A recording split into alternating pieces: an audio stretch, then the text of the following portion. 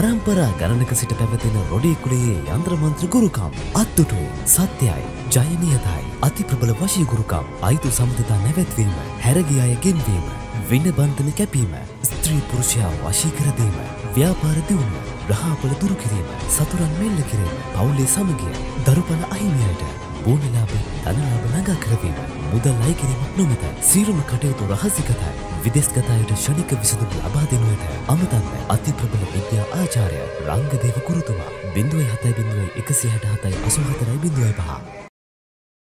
අපගේ ආශිර්වාද YouTube නාලිකාව ඔස්සේ පළ කරන අති විශේෂ වශී මන්ත්‍ර ගැන නම් ඔයාලට වැඩි විස්තර කියන්න අවශ්‍ය වෙන්නේ නැහැ. මොකද මේ තිරේ දිස්වන කමෙන්ට් දිහා බැලුවම ඔයාලටම තේරෙයි මේ මන්ත්‍ර කොතරම් බලගතුද කියලා. ඉතින් ඒ හින්දම තමයි ආශිර්වාද YouTube නාලිකාවෙන් අද වඩාත් බලවත් විෂ්ණු වශී මන්ත්‍රයක් ඔයාලට ගේන්න හිතුවේ. සති ගණන් කතා නොකර තරහ වෙලා හිටපු අය විනාඩි ගානකින් කෝල් කරලා වෙනදටත් වඩා ආදරෙන් කතා කරලා කියලා මේ කමෙන්ට් වල බොහෝ දෙනෙක් සඳහන් කරලා තිබුණා. ඉතින් ආශිර්වාද YouTube නාලිකාවෙන් ඉදිරිපත් කරන මන්ත්‍ර වලින් මේ තරම් හිතා ගන්න බැරි ප්‍රතිඵල ලැබෙන්නේ අපි කිසිම මන්ත්‍රයක් ආවට ගියාට පළ කරන්නේ නැති නිසාමයි. ඒක අපි අමුතුවෙන් කියන්න ඕනේ නැහැ. මොකද ඔයා ආශිර්වාද නාලිකාවෙන් පළ කරන වීඩියෝ නරඹනවා නම් ඔයා හොඳින්ම ඒක දන්නවා ඇති. ඒ වගේම අපි පැහැදිලිවම මේ මන්ත්‍රය ගැන විස්තර කරලා තමයි මේ මන්ත්‍රය පටන් ගන්නෙ. ඒ වගේම තමයි ඒ මන්ත්‍රයෙන් ප්‍රතිඵල ගන්න ඕන විදිය කියලා දෙන්නේ. ඒ වගේම මන්ත්‍රය උච්චාරණය 100% නිවැරදිව උච්චාරණය කරන නිසා ප්‍රතිඵල හැමෝටම ලැබෙන එක ආශිර්වාද YouTube නාලිකාවත් එක්ක හැමදාම ඉන්න අයට නම් පුදුමයක් නෙමේ. ඉතින් අද අපි ලබා දෙන මේ බලගත් විෂ්ණු වශී මන්ත්‍රය දිනකට 108 වාරයක් හා දින 11ක් අඛණ්ඩව ශ්‍රවණය කරන්න ඕනේ. ඒ ශ්‍රවණය කරන්නත් ඕනේ අහවට ගියාට නෙමේ. ඒ විශ්වාසය, ඒ භක්තිය පෙරටු කරගෙන තමයි මේ මන්ත්‍රය ඔයා ශ්‍රවණය කරන්නට ඕනේ. ඉතින් ඔයාගේ ජීවිතේ සතුට සැනසීම වෙනුවෙන් මේ වගේ බලගත් මන්ත්‍ර හැමදාම ඔයාලට ගේන 60000කට ආසන්න දෙස් විදෙස් සංඛ්‍යාවකගේ නොමද ආදරේ දිනාගත් ආශිර්වාද YouTube නාලිකාව තාමත් ඔයා සබ්ස්ක්‍රයිබ් කරලා නැත්නම් දැන්ම සබ්ස්ක්‍රයිබ් කරලා විශ්වාසෙන් හා භක්තියෙන් මේ මන්ත්‍රයට සවන් දීම ආරම්භ කරන්න. ඔබට උතුම් විෂ්ණු දෙවියන්ගේ පිහිටයි. මේ වගේ බලගත් මන්ත්‍ර, ස්තෝත්‍ර, දේව කණ්ඩලව් හැමදාම ශ්‍රවණය කිරීමට ආශිර්වාද අපේ YouTube නාලිකාවත් එක්ක හැමදාමත් රැඳී සිටින්න කියලා අපි ඔයාලගෙන් ඉල්ලා සිටිනවා.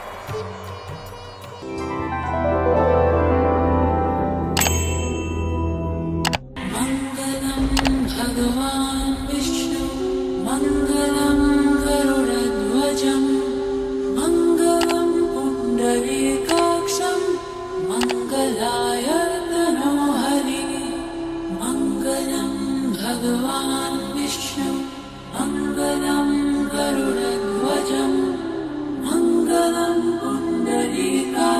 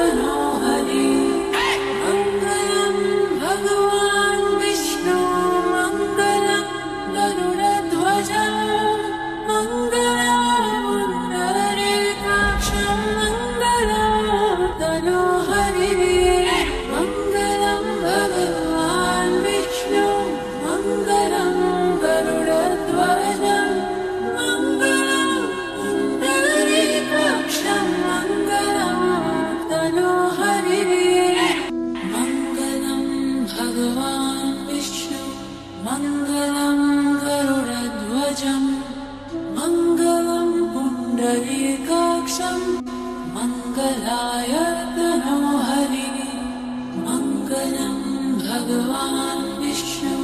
मङ्गलं गरुडध्वजं मङ्गलं पुण्डरीकाक्षं मङ्गलाय तनोहरि मङ्गलं भगवान् विष्णु मङ्गलं गरुडध्वजं मङ्गलं पुण्डरीकाक्षं मङ्गलं तनोहरि मङ्गलं भगवान् विष्णु मङ्गलं गरुडध्वजं मङ्गलं पुण्डरीकाक्षं मङ्गलं तनोहरि मङ्गलं भगवान् विष्णु मङ्गलं गरुडध्वजं मङ्गलं पुण्डरीकाक्षं मङ्गलाय तनोहरि मङ्गलं भगवान् विष्णु मङ्गलं गरुडध्वजं मङ्गलं पुण्डरीकाक्षं मङ्गलाय तनोहरि मङ्गलं भगवान् विष्णु मङ्गलं गरुडध्वजं मङ्गलं पुण्डरीकाक्षं मङ्गलं तनोहरि मङ्गलं भगवान् विष्णु मङ्गलं गरुडध्वजं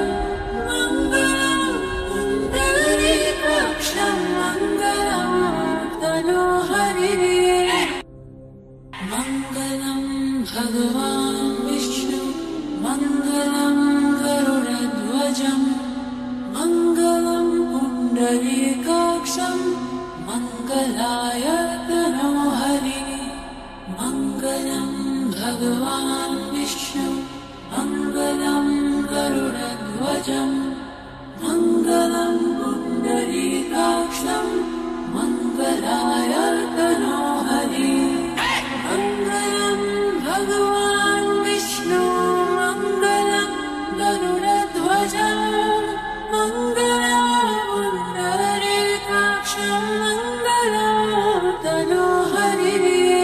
मङ्गलं भगवान् विष्णु मङ्गलं गरुडध्वजं मङ्गलं पुण्डरीकाक्षं मङ्गलं तनोहरि भगवान् विष्णु मङ्गलं गरुडध्वजं मङ्गलं पुण्डरीकाक्षं मङ्गलं तनोहरि मङ्गलं भगवान् विष्णु मङ्गलं गरुडध्वजं मङ्गलं पुण्डरीकाक्षं मङ्गलाय तनोहरि मङ्गलं भगवान् विष्णु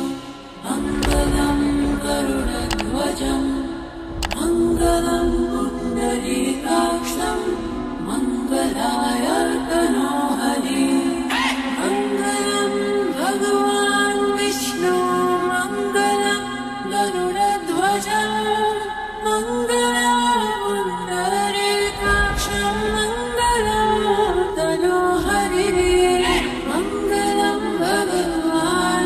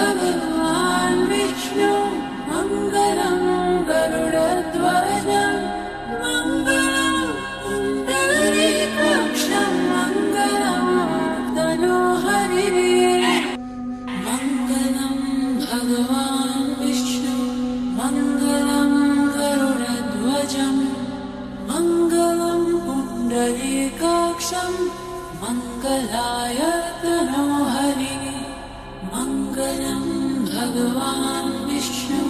मङ्गलं गरुडध्वजं मङ्गलं पुण्डरीकाक्षं मङ्गलाय तनोहरि मङ्गलं भगवान् विष्णु मङ्गलं गरुडध्वजं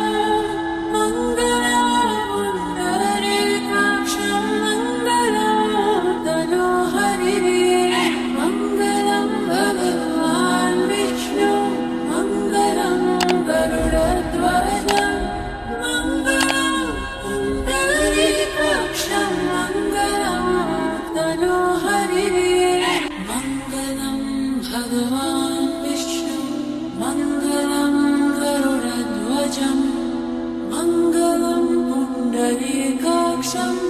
मङ्गलाय तनोहरि मङ्गलं भगवान् विष्णु मङ्गलं गरुडध्वजं मङ्गलं पुण्डरीकाक्षं मङ्गलाय तनोहरि मङ्गलं भगवान् विष्णु मङ्गलं गरुडध्वजं मङ्गलं पुण्डरीकाक्षं मङ्गलं तनोहरि मङ्गलं भगवान् विष्णु मङ्गलं गरुडध्वजं मङ्गलं पुण्डरीकाक्षं मङ्गलं तनोहरि मङ्गलं भगवान् विष्णु मङ्गलं गरुडध्वजं मङ्गलं पुण्डरीकाक्षं मङ्गलाय तनोहरि मङ्गलं भगवान् विष्णु मङ्गलं गरुडध्वजं मङ्गलं पुण्डरीकाक्षं मङ्गलाय तनोहरि मङ्गलं भगवान् विष्णु मङ्गलं गरुडध्वजं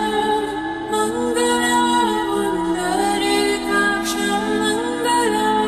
तनोहरि मङ्गलं भगवान्